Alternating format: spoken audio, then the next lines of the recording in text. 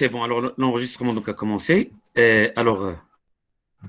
Rebonjour, encore je vous réitère donc mes meilleurs voeux pour l'avènement de la nouvelle année 2021, qu'elle vous soit favorable en tout, Inch'Allah. Alors, en guise d'introduction, rapidement, donc la linguistique, c'est l'étude donc des sciences, des langues naturelles, toutes les langues naturelles sans exception aucune, par opposition donc aux langues artificielles comme l'espéranto par exemple. Alors le linguiste, comme on a déjà vu dans le cours de sociolinguistique, pour ceux qui ont eu l'occasion de suivre mon cours, dans le cadre de ce module, initiation de la linguistique, donc la linguistique en tant qu'approche scientifique des langues naturelles, ou bien de la langue naturelle avec grand L, est une approche donc descriptive, scientifique, qui consiste à décrire tous les phénomènes langagiers, contrairement ou comparativement à la grammaire traditionnelle, donc qui prônait donc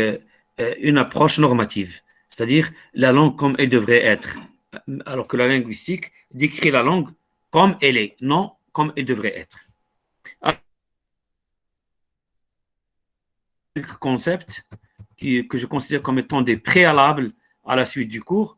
Donc la distinction entre langage, langue et parole. Le langage est l'attitude innée à communiquer. C'est la faculté de pouvoir communiquer à ses semblables, ses sentiments et ses pensées. Donc, bien entendu, donc faculté innée, l'être humain naît avec. Donc, à défaut d'être sourd-muet ou atteint d'une certaine pathologie, tout le monde donc a cette faculté donc de pouvoir articuler doublement la langue et faire usage du langage. Donc, c'est-à-dire l'être humain naît avec cette compétence, cette capacité. Donc, seul l'être humain a la capacité de transmettre des signaux sonores ou verbaux qui se combinent d'une infinité de façons particulières pour former des syntagmes, groupes, phrases, structures langagières de toutes sortes. Pourquoi l'être humain est le seul à avoir cette capacité? Nous l'avons déjà dit auparavant. Donc, il n'y a de langage que le langage humain. Tout autre langage est à présenter entre guillemets, c'est ce qui nous rappelle ce qu'est un langage. Alors que seul l'être humain, donc, fait usage de ce langage. Et les spécificités du langage humain, c'est la double articulation. Donc, la langue est d'abord articulée en mots, c'est la première articulation, et les mots en son.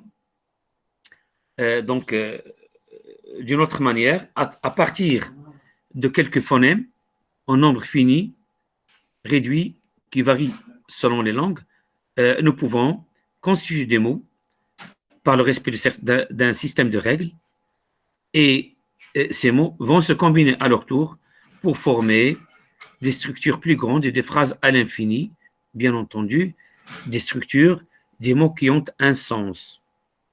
D'où donc une définition scientifique de la langue, c'est cette annonce, la langue renvoie à un ensemble donc de phonèmes en nombre fini, comme j'ai dit, variable selon les langues, régi par un système de règles et qui permettent la communication et l'intelligibilité donc entre les membres d'une communauté humaine donnée. Alors, la langue, quant à elle, est un produit acquis. C'est-à-dire, si le langage renvoie à une faculté qui est innée, l'être humain naît avec, il est inné, la langue est un produit acquis que l'être humain acquiert donc dans un environnement précis. Si vous êtes né dans un environnement lusophone, vous auriez parlé portugais. Wolofophone, vous auriez parlé wolof. Mais là, vous êtes né au Maroc, donc il y a de très fortes chances que vos langues premières soient l'amazigh et ou l'arabe dialectal. Alors, la langue est un produit acquis, d'accord? Et kifaya muktasaba. Alors que le langage est kifaya fitriya. C'est un instrument de communication, un code, conçu d'un ensemble fini de phonèmes, dont le nombre varie d'une langue à l'autre, régi par un système de règles communes pour permettre la communication au sein d'une communauté humaine donnée. C'est ce que j'ai dit d'une autre manière tout à l'heure. Est-ce que vous continuez à me recevoir? Est-ce que vous continuez à me recevoir? Oui, monsieur. Oui, monsieur, oui. Alors, si tous les hommes ont cette capacité de parler, la faculté de langage, tous ne parlent pas la même langue, c'est ce que j'ai dit. Ainsi, le français est une langue qui est faite d'un ensemble de signes verbaux différents de ceux de l'allemand, de l'anglais, de l'arabe, de la mazir, par exemple. Chaque langue, c'est de personnes qu'on appelle une communauté linguistique. La parole, quant à elle, est l'utilisation individuelle du code linguistique, c'est-à-dire de la langue, par un sujet parlant. On peut dire que la langue est formée de signes vocaux réalisés par les organes de la parole. D'accord? Selon les locuteurs, l'emploi de ces signes vocaux varie suivant les utilisations diverses que chacun fait des constructions et des mots que lui offre une langue dans les actes de parole. Alors, j'ai mis à votre disposition un petit tableau comparatif entre langue et parole. Alors, en haut de l'échelle, nous allons trouver la langue. La langue, c'est un produit social. C'est pour cela que la langue est sociale. Et la parole, c'est l'actualisation de cette langue par un individu. Une actualisation qui peut prendre, donc il renvoie, c'est-à-dire qui prendra une manifestation orale ou écrite. Alors, au sommet de la pyramide, nous allons trouver la langue. La langue concerne la société. Pourquoi? Si aujourd'hui, vous et moi arrivons à communiquer ensemble, et même si parmi vous, il y a des gens que je n'ai jamais vus auparavant, avec qui je n'ai jamais échangé, mais en faisant usage de l'arabe dialectal ou de la mazir ou l'arabe standard ou le français, nous arriverons quand même à nous comprendre. Parce qu'il y a quelque chose que nous partageons implicitement au niveau donc social, au moins relativement aux normes, aux règles, d'accord, que nous partageons de manière donc plus ou moins donc implicite. Je dis plus ou moins implicite parce que là, par exemple, dans le cas de secours, il y a des choses que nous échangeons explicitement. Mais auparavant, tout ce que nous avons fait, c'est donc de manière donc surtout donc implicite. Et donc, c'est parce que, rappelez-vous ce que nous avons vu dans le cours de lexicographie, pour ceux que j'ai eu dans le cours de lexicographie. Donc, il y a des choses que nous partageons, c'est-à-dire parce qu'il y a une convention sociale implicite. Alors, donc, la langue, c'est quelque chose de social. La langue est abstraite. Ce que nous partageons, en fait, ce sont des règles,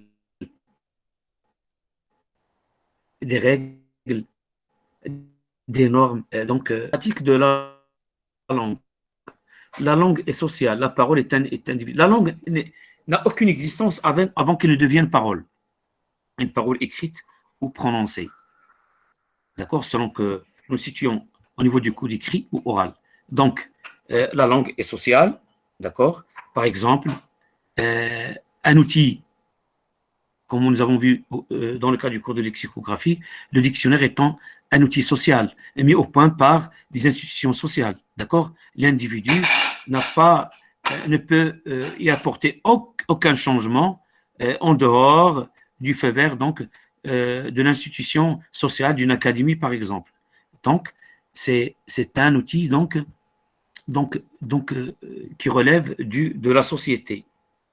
Et donc, par exemple, un mot dans un dictionnaire, un mot, donc, une entrée du dictionnaire, d'accord, et donc, va faire l'objet d'un article du dictionnaire, qui sont une production langagière pour expliquer un peu la définition, les acceptions et les exemples d'utilisation donc de ce mot.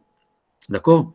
Par exemple, un mot comme gazelle, comme souris, comme puce.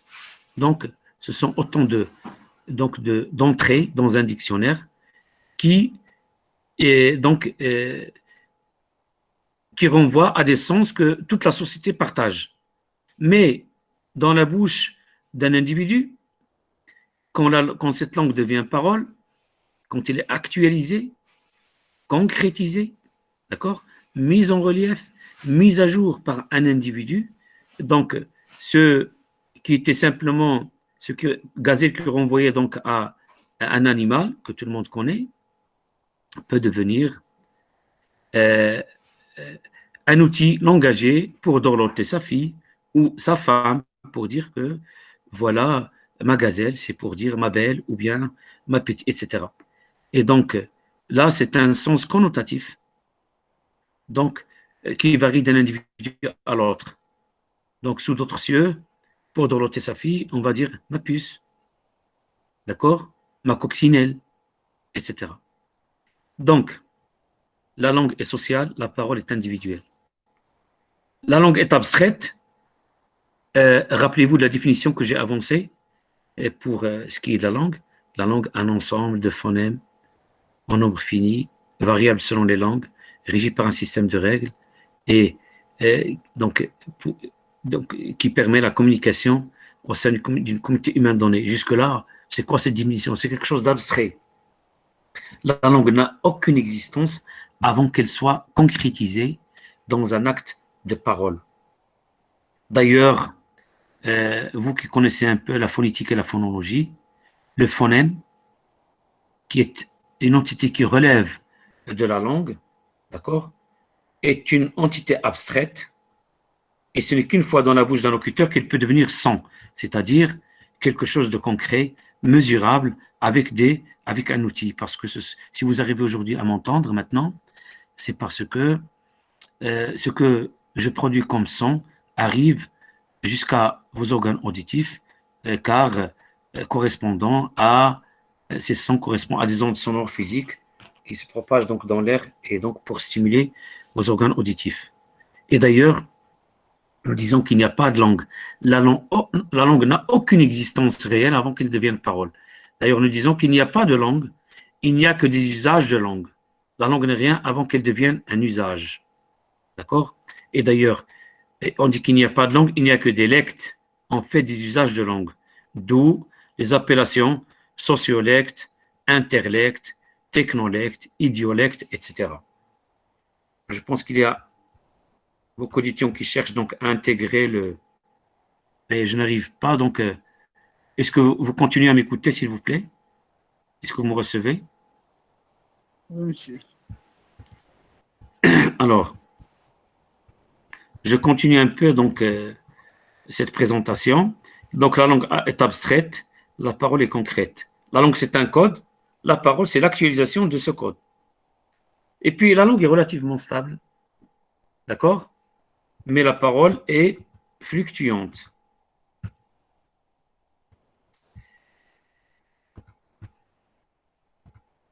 Oh, alors, s'il vous plaît, je ne vais plus accepter les étudiants parce que là je suis dérangé. À chaque fois, je fais la navette entre la présentation et...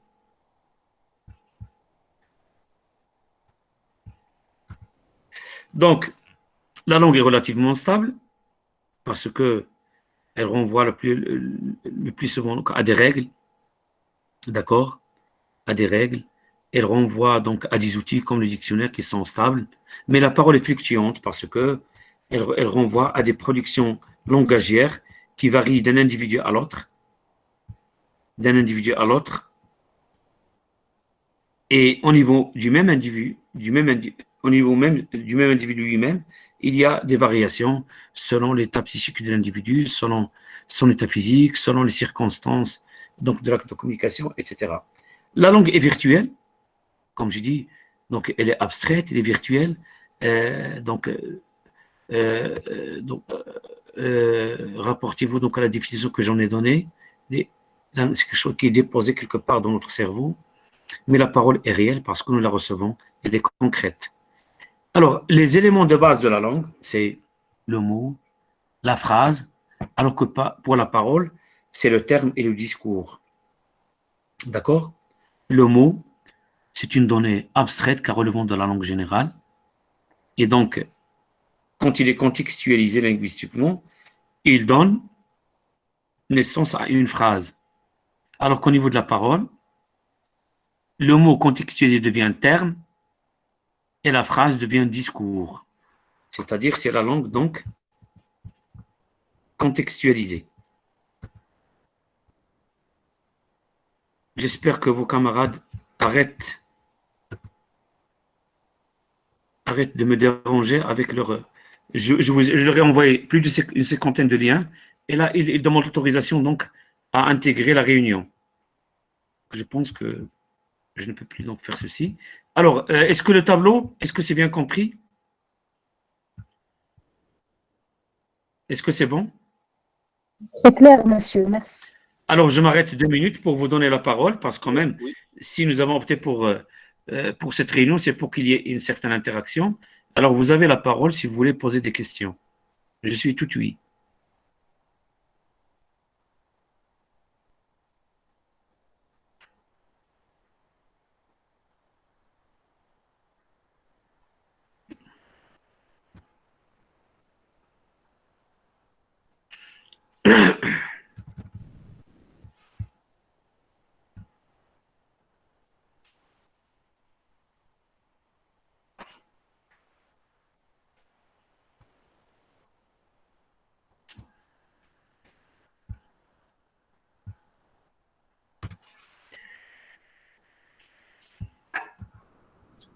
Monsieur, s'il vous plaît, Oui. j'ai pas bien compris, monsieur, j'ai pas bien compris que la parole est fluctuante.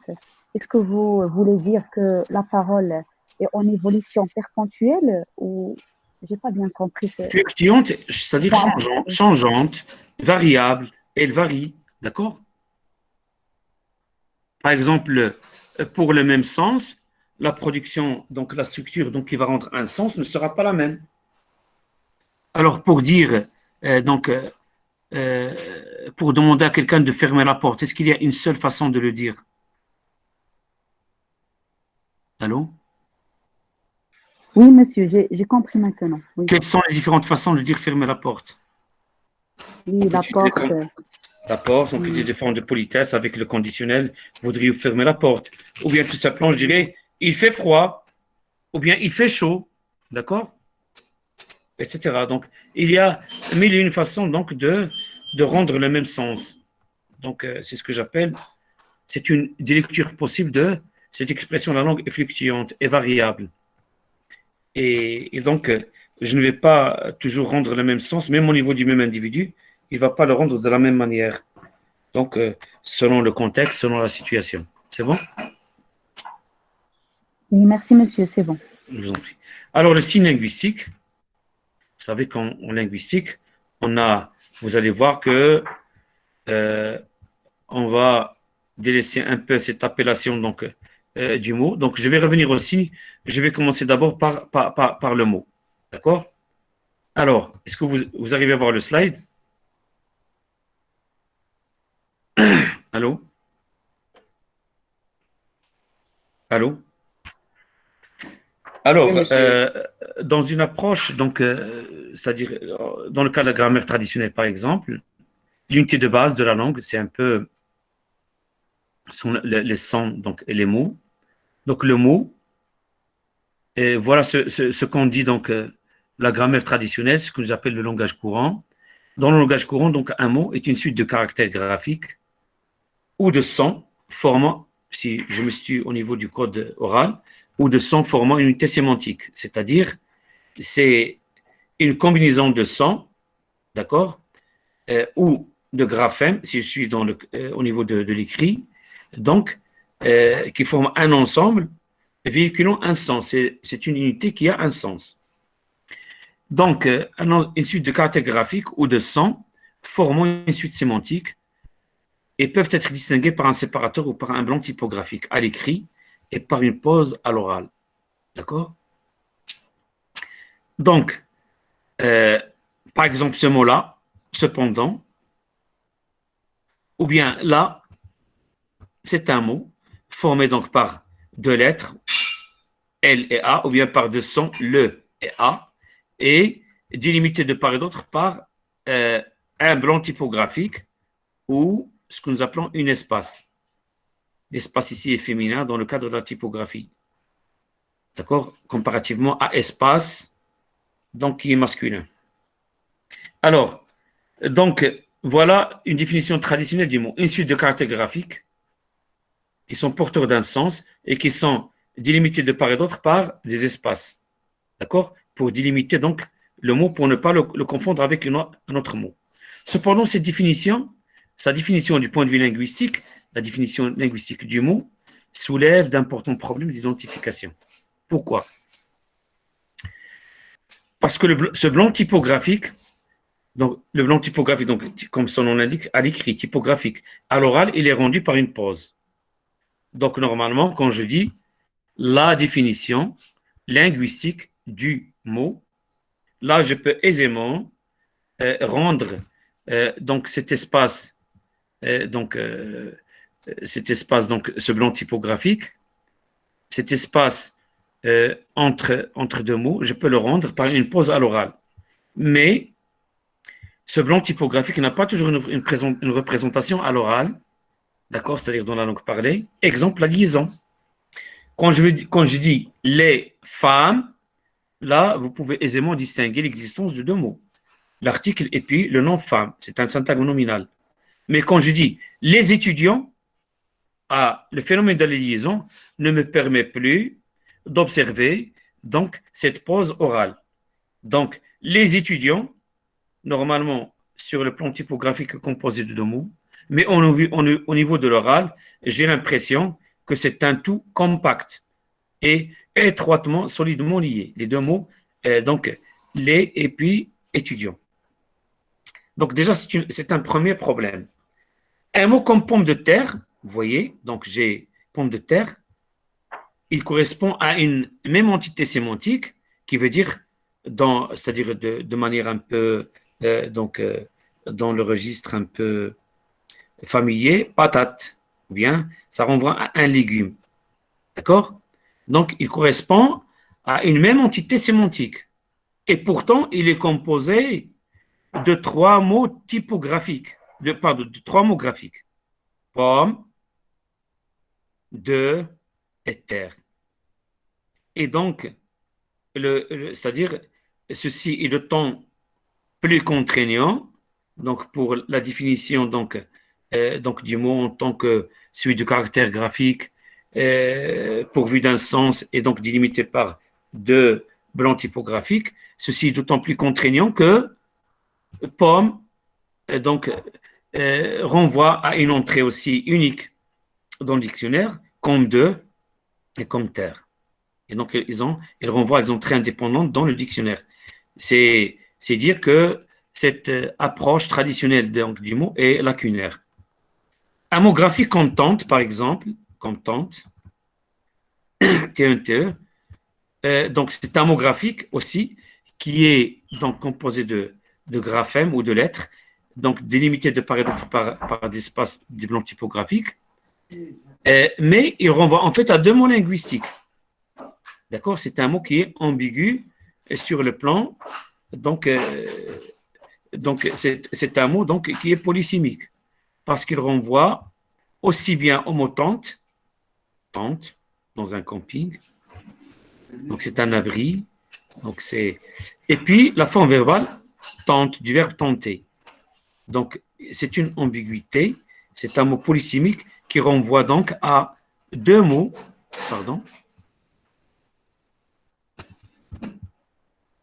excusez-moi.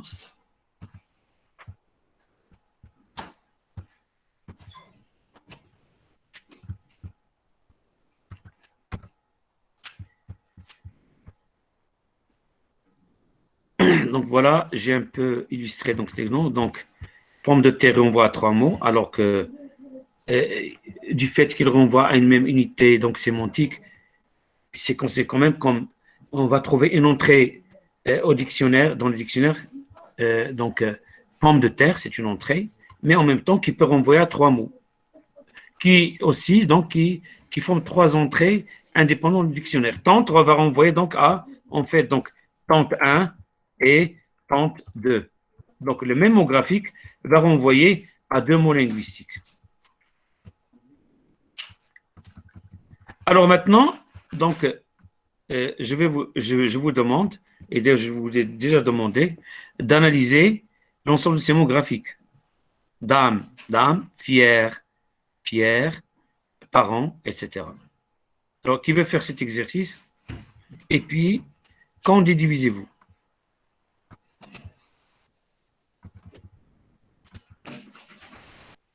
Est-ce que vous me recevez?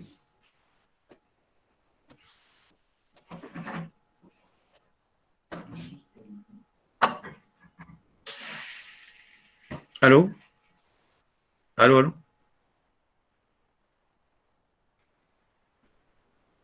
Est-ce que vous me recevez? Là, vous entendez. Juste une indication. Là, par exemple, donc, ces deux mots. Qui peut lire ces deux mots, là, que j'ai sélectionnés? Normalement, ils s'écrivent de la même manière. D'accord? Dame. Non, là, Vous parlez, monsieur, vous parlez de dame? j'ai sélectionné deux mots. On peut dire monsieur, on peut dire résident, réside. Voilà. Ils s'écrivent de la même manière. Alors, résident, donc, c'est un nom. Réside, donc, c'est un verbe. Excellent, C'est le verbe. excelle. Affluent, afflue. Résider. Et, est, as, a. D'accord? Donc, faites l'exercice chez vous, s'il vous plaît. Je ne vais pas m'attarder là-dessus. Donc, c'est juste c'est un exercice d'application de ce que nous avons vu. Ce sont autant d'exemples qui montrent que cette approche traditionnelle du mot, en tant que renvoyant à une suite de caractères graphiques délimitées par deux plans typographiques, n'est pas opérationnelle. D'accord? Et qu'il faudrait la remplacer par un concept qui est beaucoup plus productif car scientifique. C'est la notion de signe linguistique. Alors, le signe en général correspond à un phénomène remarquable, c'est-à-dire que nous pouvons remarquer, et significatif, c'est-à-dire porteur de sens, dont la perception constitue un indice concernant l'occurrence d'un événement passé ou la connaissance d'un état présent qui peut être caché. Exemple, dans le domaine médical, le signe peut être un symptôme d'une maladie. Par exemple, quand on a le nez rouge et qui coule, c'est un peu, c'est-à-dire que ce sont les symptômes d'un rhume, par exemple. Alors, le signe linguistique est l'union d'un concept dit signifié et d'une image acoustique appelée signifiant. D'accord? Exemple, le signe linguistique table. Donc, à l'écrit, table est formé par le signifiant suivant, T plus A plus B plus L plus E. Et à l'oral, c'est la suite de son, T plus A plus B plus le. Ça, c'est ce que nous appelons le signifiant.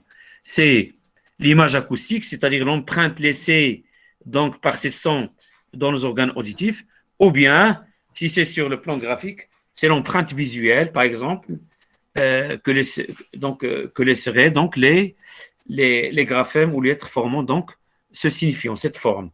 Et bien entendu, table a un sens, c'est ce que nous appelons une signification, c'est le signifié. Par exemple, c'est un objet sur lequel on peut poser des choses, d'accord?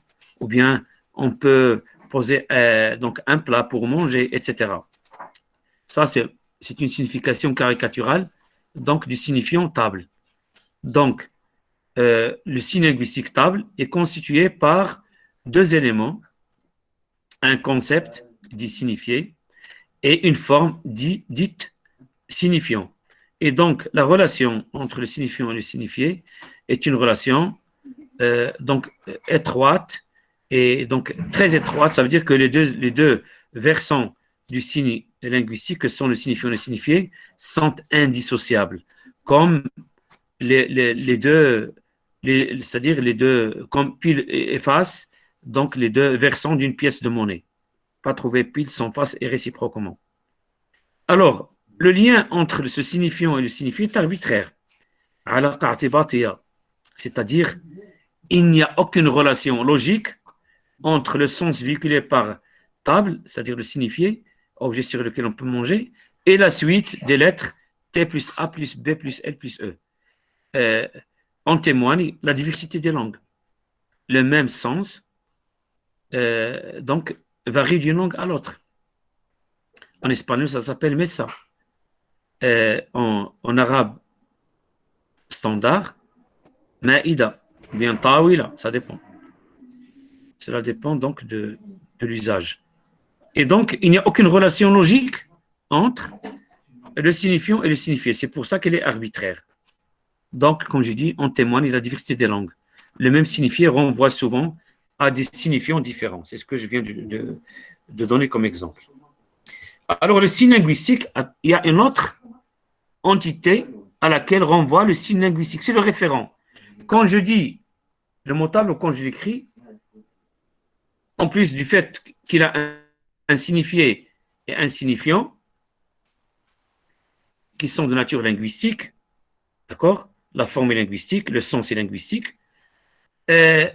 Mais donc cet ensemble indissociable formé par le signifiant et le signifié renvoie à un référent. Quand j'écris ou je prononce le mot table, je fais référence, je me réfère à un objet. Dans ce cas, c'est un objet qui est réel. Là, à l'instant où je vous parle, j'ai posé mon ordinateur sur une table donc ronde faite en plastique. Et alors qu'il y a, vous pouvez par exemple, c'est-à-dire vous avez posé votre ordinateur sur une table rectangulaire ou en verre, etc. Ça, c'est l'objet lui-même, palpable, réel, je peux le toucher.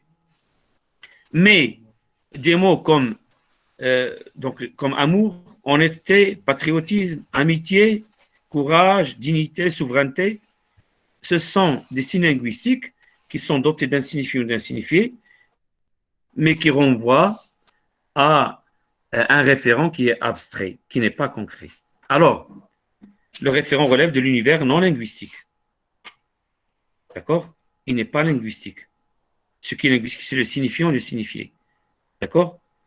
Mais table, ce n'est pas un univers linguistique parce que c'est un objet matériel. Et honnêteté n'est pas linguistique, c'est un objet abstrait. D'accord?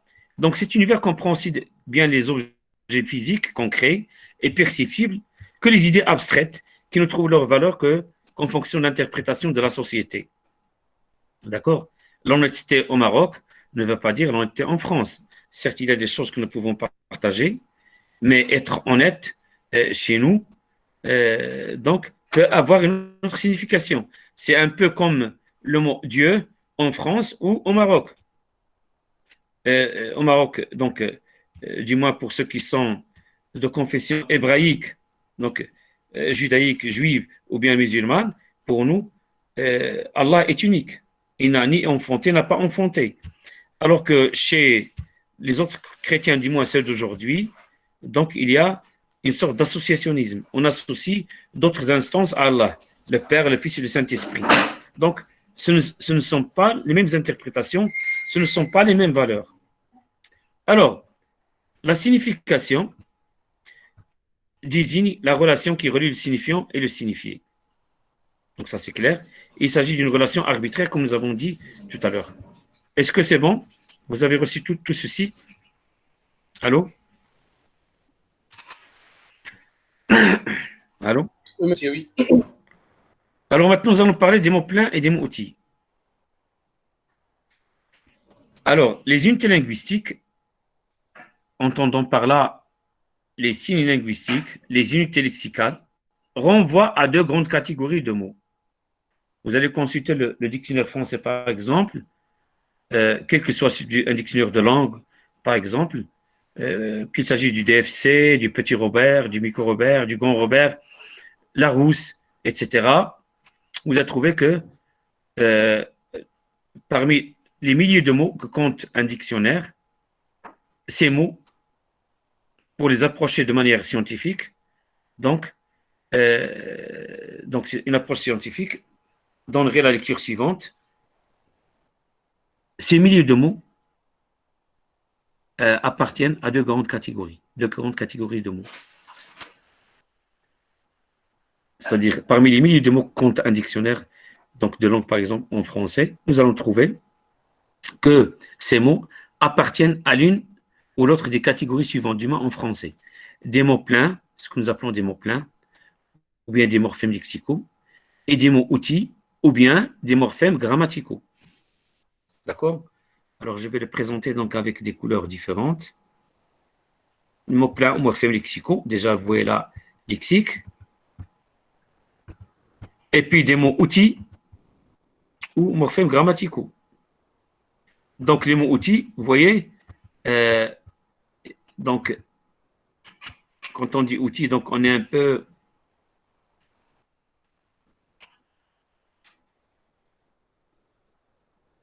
Pardon. Donc, des mots pleins ou morphèmes lexicaux. Donc, plein renvoie à lexical, outil renvoie à grammatical. Qu'est-ce à dire, mot plein? Que veut dire mot plein? Ce sont des mots qui correspondent à une réalité. Une réalité.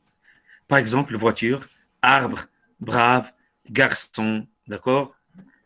Fille, cahier, vélo, bouteille, etc. Il renvoie à une réalité, c'est-à-dire, même en dehors d'un contexte, ils sont porteurs d'une signification en eux-mêmes. Ils sont pleins. Et donc, ils renvoient à un sens par eux-mêmes, même quand ils sont isolés, quand ils sont décontextualisés. Alors, ce sont les noms, les adjectifs, les verbes et les adverbes. Vous pouvez donc vous amuser donc c'est-à-dire à exemplifier un peu ces catégories. Vous allez trouver que les noms donc renvoient à soit des noms propres ou communs qui sont porteurs d'une signification. Les adjectifs, ce sont des entités pour qualifier les noms, par exemple. D'accord? À travers une qualité, à travers un état, etc. Les verbes, bien entendu, donc il y a des verbes d'action, des verbes d'état, etc. Ils sont porteurs d'une signification. Les adverbes, donc, vont, c'est-à-dire nous signifier la manière du déroulement, donc, par exemple. Ou bien, par exemple, doucement, rapidement, je mange doucement, je cours rapidement, etc. Ou bien, donc, pour accompagner un adjectif, les adverbes de degré, etc. Alors, le paradigme, c'est-à-dire l'ensemble donc, des mots lexicaux, des mots pleins, sont en grand nombre. On va trouver des milliers, des dizaines de milliers donc, de mots lexicaux dans chaque langue. Et comme la langue change, bien entendu, elle est à l'image de l'être humain, elle évolue, elle est évolutive, elle est à l'image, donc, elle n'est pas figée, elle est à l'image de l'être humain qui la produit, parce que lui-même est en perpétuelle évolution. Donc, pour s'adapter à ces besoins de communication, donc, le progrès technologique, etc., de nouveaux noms, de nouveaux adjectifs, verbes peuvent apparaître, et sont créés en continu. Donc, la classe des mots plein est ouverte. Elle est ouverte, donc c'est-à-dire, elle est susceptible d'être augmentée. Alors, puis, bon, ça, les mots d'un paradigme entretiennent des relations d'exclusion. Par exemple, c'est-à-dire, par exemple, je vais choisir donc cette phrase, bien sûr. Les mots pleins correspondent à une réalité, d'accord? Je peux, dans le paradigme donc des articles, je suis dans la dimension verticale. Quelles sont les unités du discours qui vont remplacer l'article défini les pluriels, donc c'est-à-dire pour déterminer donc mots. On va trouver des mots, un mot, etc.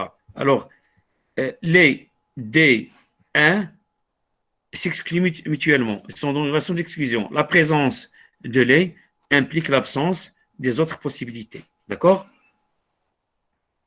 Donc, le paradigme, c'est quelque chose donc de vertical. Ce sont toutes les unités du discours qui peuvent remplacer les ou bien mots, les mots pleins, c'est pas moi. On va trouver d'autres unités lexicales pour remplacer mots. Et donc, par exemple, les mots, je peux remplacer mots par phrase, par syntagme, par groupe. Et donc, l'apparition de mots va exclure groupe, syntagme, structure, etc. C'est ce à quoi renvoie cette phrase, cette remarque. Les mots d'un paradigme entretiennent des relations d'exclusion. C'est-à-dire, les éléments sont en relation donc disjointe. Les dans un paradigme, donc les éléments s'excluent les uns les autres. Ils sont dans une relation d'exclusion. La présence de l'un implique celle de l'autre. Par contre, dans la dimension syntagmatique horizontale, si pour former une phrase, je dois avoir, j'ai besoin de l'article, du nom, d'accord, de l'adjectif, du verbe, de la préposition, etc. Ce sont les éléments les uns avec les autres. Alors que dans l'axe vertical, ce sont les uns ou les autres. Alors maintenant, on a dit qu'il y a deux catégories donc, de mots, les mots pleins aux morphèmes lexicaux et les mots outils aux morphèmes grammaticaux. Alors, contrairement aux mots pleins, les mots outils ne réfèrent à aucune réalité en eux-mêmes. Ce sont des mots comme les articles, le, la, comme les prépositions, d'accord, comme les conjonctions, les pronoms, etc. Donc la classe des mots vides est fermée. Par exemple, une préposition comme de, comme à, comme pour, ne peut avoir de signification, ne peut avoir de valeur que quand elle est utilisée, soit pour relier des mots entre eux ou pour relier donc des structures, d'autres structures qui dépassent le mot entre elles. D'accord? Et il n'acquiert de valeur que lorsqu'il est utilisé dans un contexte. Donc, il n'est pas porteur de signification en lui-même, mais il doit faire appel au contexte pour avoir une certaine valeur et pour avoir un rôle. D'accord? Donc, les articles n'ont aucun rôle avant qu'ils ne déterminent, par exemple, un nom, un substantif, etc. Donc, il y a 4 catégories relevant de morphèmes lexicaux de mots pleins, que sont les noms, les verbes, les adjectifs et les adverbes. Et il y a 4 autres catégories relevant des mots outils, d'accord, qui ne peuvent avoir de valeur qu'une fois utilisés dans un contexte linguistique. Ce sont les pronoms, les conjonctions, les prépositions et les articles. Alors, contrairement aux mots pleins, qui se comptent en milliers et qui forment une liste ouverte à tous les changements possibles, alors la liste des mots outils ou morphèmes grammaticaux, d'accord, forme c'est-à-dire est vraiment limitée et bien définie. On connaît exactement le nombre de pronoms, le nombre de conjonctions, de prépositions et d'articles. Et c'est une classe qui est fermée. Depuis que je me suis mis en contact avec la langue de Molière, donc Dieu sait que cela fait des dizaines d'années, et donc le nombre donc d'articles, de propositions, prépositions, et donc les mots vides en général n'ont pas changé. Est-ce que c'est bon?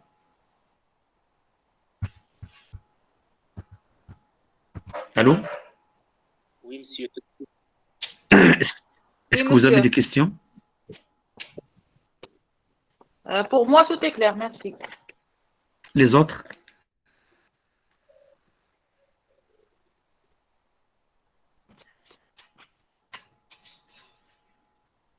Et les autres? Oui, monsieur. C'est clair, monsieur. C'est clair, monsieur, merci.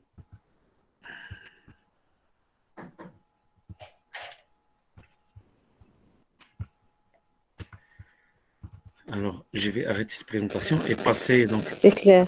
D'accord. S'il vous plaît, veuillez désactiver vos micros. Il y a un écho. Activez votre micro simplement quand vous voudriez prendre la parole.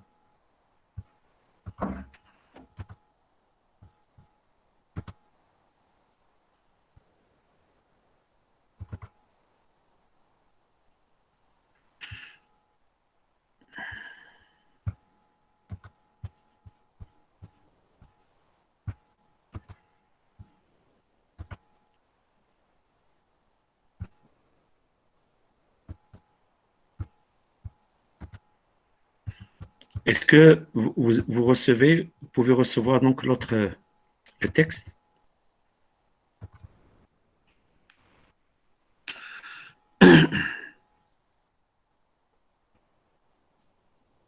Monsieur, Oui.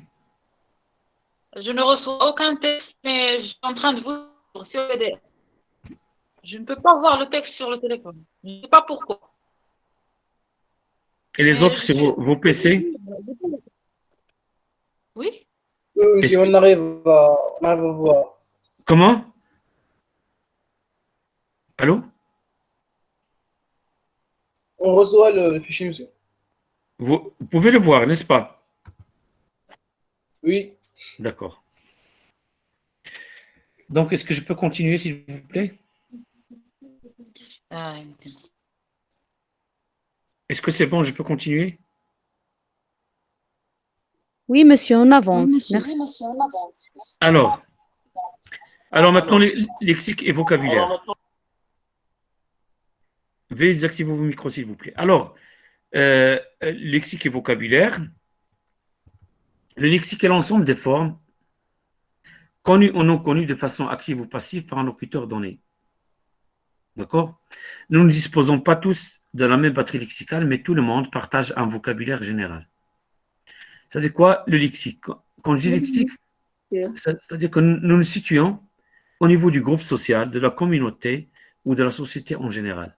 Donc, c'est l'ensemble de toutes les formes, d'accord, connues ou non connues, d'accord, et dont nous faisons usage ou dont nous ne faisons pas usage par un locuteur donné, d'accord.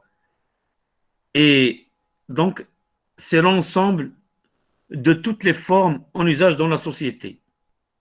Et bien entendu, puisque la société est formée d'individus, est-ce que nous avons tous la même, c'est-à-dire la même batterie lexicale? Est-ce que vous connaissez les mêmes mots que moi?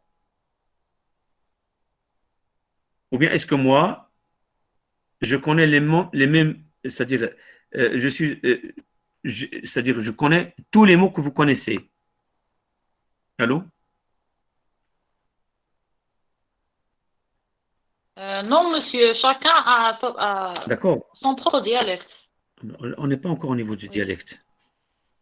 Nous parlons simplement d'une batterie lexicale, un ensemble de mots. D'accord? Un ensemble de vocables. Il y a des mots, Oui. de par l'expérience de chacun de nous, donc vous connaissez des mots que je ne connais pas, et réciproquement, il y a des mots que je connais et dont vous n'avez aucune connaissance, n'est-ce pas? Mais le lexique, ce sont tous les mots que nous connaissons tous.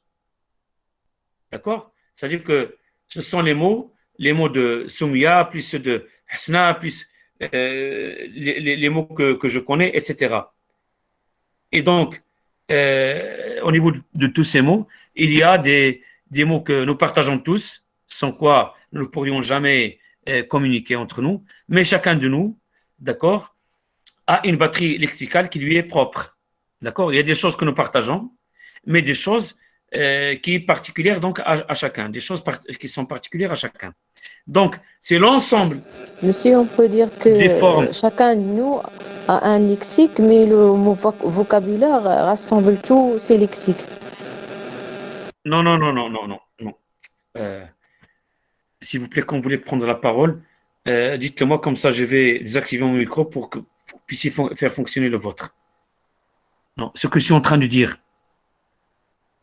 quand nous parlons de vocabulaire, on est au niveau d'un individu. Vocabulaire de Hasna, vocabulaire de Soumia, vocabulaire de, je ne sais pas moi, de Nawal, vocabulaire de Ahmed, etc. Donc, chacun fait usage, c'est-à-dire d'un vocabulaire. Dans ce vocabulaire, il y a des choses que nous partageons tous et il y a une partie donc, qui est réciproque, qui est particulière à chacun de nous. D'accord? Mais l'ensemble de tous ces vocabulaires, ce vocabulaire général, c'est ce qui forme le lexique. Donc le lexique, c'est l'ensemble des formes, connues ou non connues, d'accord, de manière active ou passive par un locuteur donné. D'accord? C'est-à-dire le lexique de l'arabe dialectal, d'accord, c'est, pour moi par exemple, en tant que locuteur, c'est l'ensemble de toutes les formes que je connais et que je ne connais pas. Et celles que j'active et d'autres que je n'active pas. C'est ce qui forme donc le lexique. C'est-à-dire, je connais une partie, mais les autres locuteurs en connaissent d'autres. D'accord? Et c'est cet ensemble qui forme le lexique. Alors, le lexique, on est au niveau de la société. Le vocabulaire, on est au niveau de l'individu. Alors, tous les locuteurs parlent une même langue. et partagent une masse d'unité lexicale. Sans quoi il n'y aurait pas d'intelligibilité, il n'y aurait pas de communication. Mais aucun locuteur ne les possède toutes. C'est ensemble nos vocabulaires combinés qui définissent une unité supérieure qui existe au niveau de la communauté, nous l'appelons le lexique. D'accord? Est-ce que vous comprenez ceci? Alors, il y a deux lieux d'existence pour les unités lexicales. Il y a le lexique et le vocabulaire. C'est quoi le vocabulaire? Le vocabulaire regroupe les formes connues de façon active et passive par un individu. D'accord? Ces formes, donc connues de façon active et passive, sont actualisées par un individu. L'énonciateur, on dit encore le locuteur, l'émetteur. D'accord? C'est-à-dire, c'est un vocabulaire, d'accord? Mon vocabulaire regroupe toutes les formes que je connais et que j'active ou que je n'active pas. D'accord? Nous allons voir donc ces distinctions de vocabulaire, donc connu et actif, ou bien vocabulaire connu mais passif.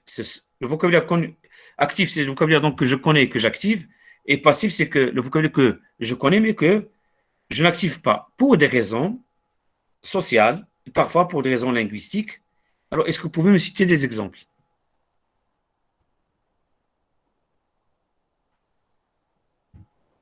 Est-ce que vous pouvez donner des exemples? Alors, vocabulaire passif, vocabulaire actif. Le vocabulaire passif correspond au terme dont le locuteur connaît la définition, mais qui n'utilise pratiquement pas. Alors que le vocabulaire actif correspond aux unités connues et employées par le locuteur. Donnez-moi des exemples, s'il vous plaît.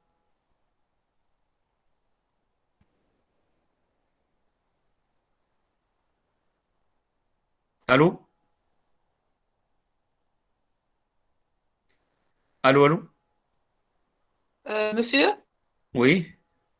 je pense que je n'ai pas bien compris. Est-ce que vous voulez parler, par exemple, des langues qui sont mortes? Par exemple, comme ça, du vocabulaire qui n'est plus Non, non, utilisé? non, non, non, non, non, non, non. Un vocabulaire que je connais, que j'active, c'est le vocabulaire que j'utilise. Un autre vocabulaire, donc, que je connais, mais que je n'emploie jamais, ou rarement. Par exemple, est-ce que, Soumia, est-ce que vous pouvez parler des noms de l'appareil génétique de l'homme ou de la femme au sein de votre famille? Non? Allô? Et Allô, pourtant, oui. vous connaissez ce vocabulaire, Oui? mais vous n'en faites pas usage. C'est ce que nous appelons vocabulaire passif. D'accord. D'accord? Vous connaissez, vous avez une connaissance donc, de ce vocabulaire, mais vous n'employez pas, du moins au sein de votre famille. Mais dans un cours de génétique, de, je sais pas moi, de sciences naturelles, donc vous pouvez en faire usage. Est-ce que vous comprenez? Ah, d'accord. Oui, oui. Oui, c'est clair maintenant, merci. Donc, c'est un vocabulaire que vous connaissez, mais que vous n'avez pas activé. Pourquoi? Parce que il peut relever, donc, c'est-à-dire de renvoyer à des tabous, et même parfois des choses, et c'est variable. C'est variable selon les contextes. Alors, en arabe dialectal, par exemple, dans certains milieux traditionnels, un homme ne va pas dire à sa femme, ou bien à une autre femme, en public, il va dire je vous aime, qu'est-ce qu'il va dire? Il va lui dire Nti Aziza Aliya, pour atténuer un peu. Donc, est-ce que vous comprenez ce que je veux dire? Allô? Oui, monsieur. Oui, monsieur. Vous pouvez faire usage c'est-à-dire du mot prostituée en français. Vous pouvez en donner un équivalent en arabe standard, mais rarement en arabe dialectal. Est-ce que vous pouvez dire rendre le mot prostituée en arabe dialectal devant vos parents? Non, monsieur. Et pourtant, vous connaissez ce mot, n'est-ce pas? Oui, donc c'est quelque chose qu'on comprend, qu'on la connaît, mais qu'on ne peut pas l'utiliser. Utiliser, voilà, pour des raisons. Donc, s'il vous plaît, essayez de vous entraîner à trouver donc des mots de ce genre que vous connaissez, mais dont vous ne faites pas usage pour une raison ou une autre. Alors, c'est l'exercice que je vous propose. Proposez une liste de mots relevant du vocabulaire passif. Quels sont les facteurs gouvernant les choix actifs et passifs? C'est très important. D'accord? Alors, vocabulaire fondamental et vocabulaire spécialisé. Le vocabulaire fondamental est l'ensemble des unités lexicales dont l'emploi est plus ou moins donc,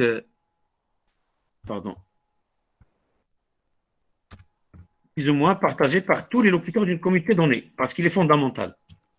Et le vocabulaire spécialisé, comme son nom l'indique, est constitué d'unités lexicales relevant d'un domaine particulier. D'accord? Et c'est-à-dire, seuls les spécialistes du domaine peuvent connaître, donc, peuvent détenir donc, ce vocabulaire spécialisé. Mais attention, certains termes spécialisés peuvent intégrer le vocabulaire courant. Par exemple, le terme satellite était un néologisme créé, d'accord, dans le domaine de l'aérospatial et des télécommunications. Mais ce terme satellite est passé dans le vocabulaire courant grâce à la vulgarisation des antennes, des utilisations donc des antennes paraboliques par exemple. Alors que satellite au départ était réservé à un domaine particulier, l'aérospatial, etc. Alors ce terme spécialisé avant sa vulgarisation désignait un dispositif de réception, diffusion dans le domaine des télécommunications, domaine spatial, comme je viens de dire. Mais maintenant, c'est devenu donc un terme donc vulgarisé grâce à l'utilisation donc des antennes donc paraboliques. D'autres termes courants ou relevant du vocabulaire fondamental peuvent se spécialiser dans certains vocabulaires techniques. Par exemple, le mot souris, qui voulait dire auparavant un animal, un rongeur, et donc grâce au progrès technologique, maintenant, souris est devenu un parmi tant d'autres périphériques d'un ordinateur, par exemple. Et donc, souris n'a pas disparu, il est toujours en usage, et maintenant, il a acquiert une nouvelle acception, en plus de la première qu'il avait, donc renvoyant un animal, un rongeur, il a acquiert une autre acception, à savoir périphérique d'un ordinateur. Comme bouton d'ailleurs, bouton aussi. Alors vous avez un exercice. J'espère que vous vous attelez donc à faire ces exercices. Donc déterminez dans ce qui suit les mots relevant du vocabulaire actif ou passif et les mots relevant du vocabulaire fondamental ou spécialisé. Alors, faculté, construction, dissertation, répertoire, mère, césarienne, reproduction, escale, souris, informateur, voiture, pain, ratification. D'accord? Proposez une liste de termes spécialisés ayant fait leur entrée dans le vocabulaire fondamental. Donc, j'espère que... De toute façon, vous avez ces exercices donc, sur le support que je vous ai envoyé et qui sont disponibles sur la plateforme donc, de la faculté. Est-ce que c'est bon? Est-ce que vous avez des questions, s'il vous plaît?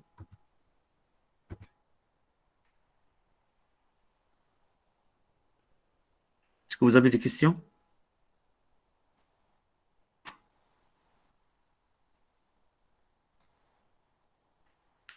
Auriez-vous des questions à poser?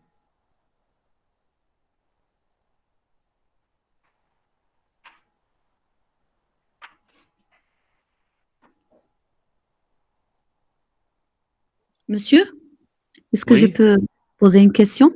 Oui, bien sûr. Alors, ma question portera sur les facteurs gouvernant les choix actifs et passifs. Mademoiselle Ibrahim, s'il vous plaît, ajustez un peu votre micro parce que j'ai vraiment mal aux oreilles.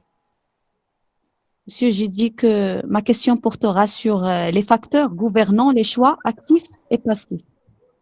Alors, quelles sont les raisons qui gouvernent les choix actifs ou passifs?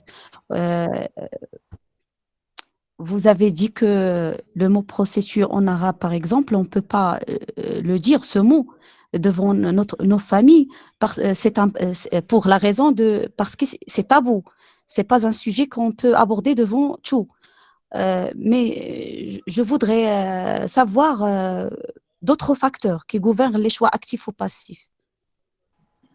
Mais la question vous est posée, mademoiselle, madame. C'est à vous de trouver donc ces facteurs. Ça ne sert à rien que je vous en parle et que je vous en donne une liste. D'accord, C'est un monsieur. exercice qui est soumis donc à votre... C'est-à-dire, il vous est soumis l'exercice. Oui, d'accord, monsieur. Bien entendu, Alors, j'apporterai donc des éclaircissements à ce sujet, mais je souhaiterais d'abord que vous fassiez vos exercices. oui, je vais faire des recherches, monsieur. Mais je N'oubliez voudrais n'ou- je voudrais n'oubliez des pas... allusions. Non. Comment? Des Comment? allusions. Des signes, des allusions Pardon? pour bien. Monsieur, vous m'entendez? Oui, oui, oui, je vous Je entends, voudrais mais des c'est à vous de allusions. faire l'exercice. Oui, merci. Je vais Ouais. chercher.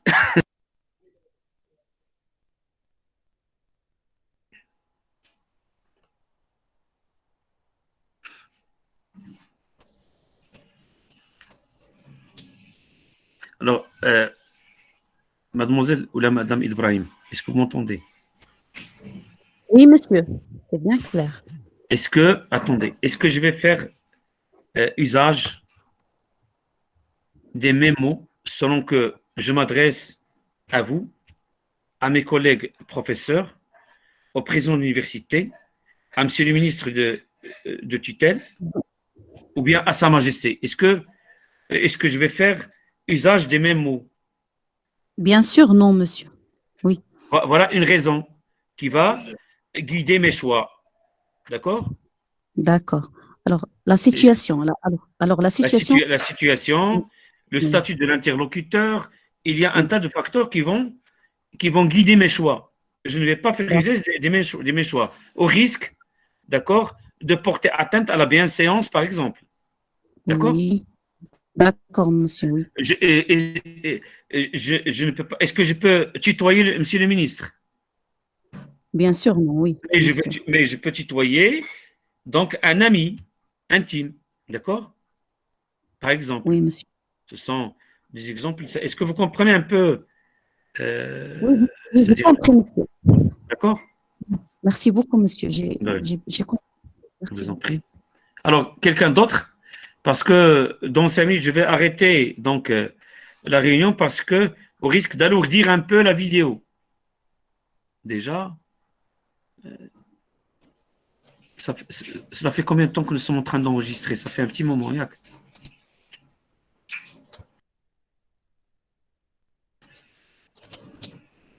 Alors, est-ce qu'il y a d'autres questions, s'il vous plaît?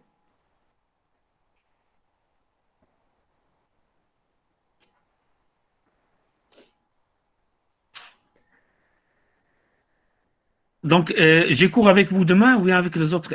Quels sont les groupes présents aujourd'hui? Monsieur, vous avez un cours avec nous, le groupe 3 et le Le groupe groupe 4. 3 et 4. Yac. Oui, Donc, monsieur. à 9h. 9h, 10h, 10h, 11h. Yac. À 10 heures. À 10 heures, oui, exactement. D'accord. Eh bien, sur ce, donc, je vous souhaite donc je vous réitère donc mes voeux pour la nouvelle année et je vous dis donc, Inch'Allah, donc à demain, on va continuer le cours. Merci, J'es- monsieur. Donc Bonsoir. là, j'espère que cette petite expérience vous a profité un peu. Donc nous allons continuer, sinon nous n'allons jamais finir le programme. Donc, je pense qu'il serait judicieux de nous retrouver sur Google Meet au moins 2 fois par semaine pour arriver donc à finir le programme dans les temps c'est-à-dire dans les temps donc qui nous sont impartis. D'accord? Alors, Monsieur, je vous dis oui, c'est oui, Hamza. on va trouver l'enregistrement. Je vais vous l'envoyer. D'accord. Merci. Alors, je vous en prie. Alors, à très Merci bientôt. beaucoup. Merci beaucoup et bonne fin de soirée. Merci à vous. Merci. Merci, monsieur. Monsieur. Merci beaucoup.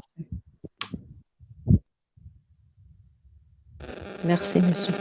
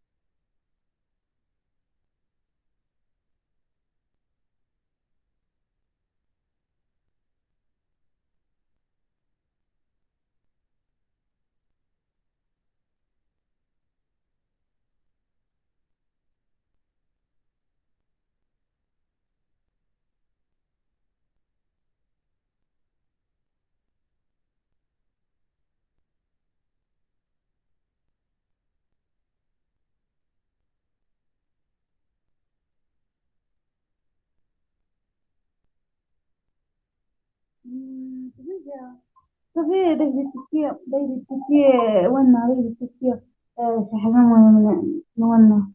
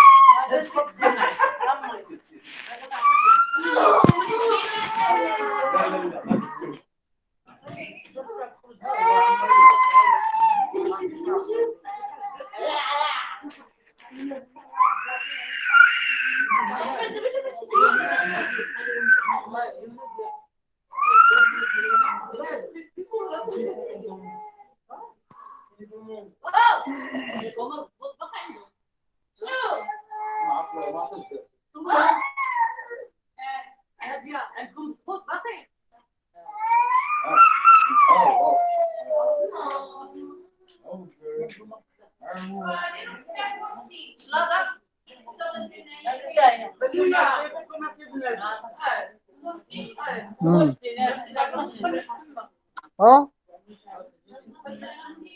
مساليش تهضر في التليفون.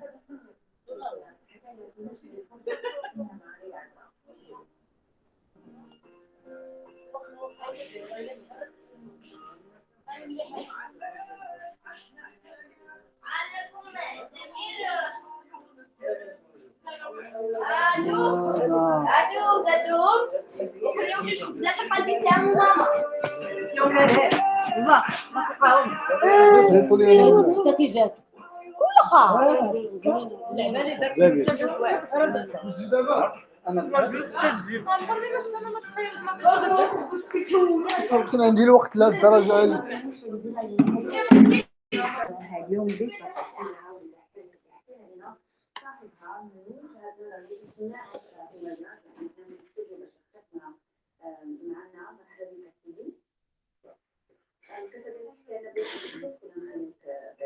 قارين يمكن يلا شباب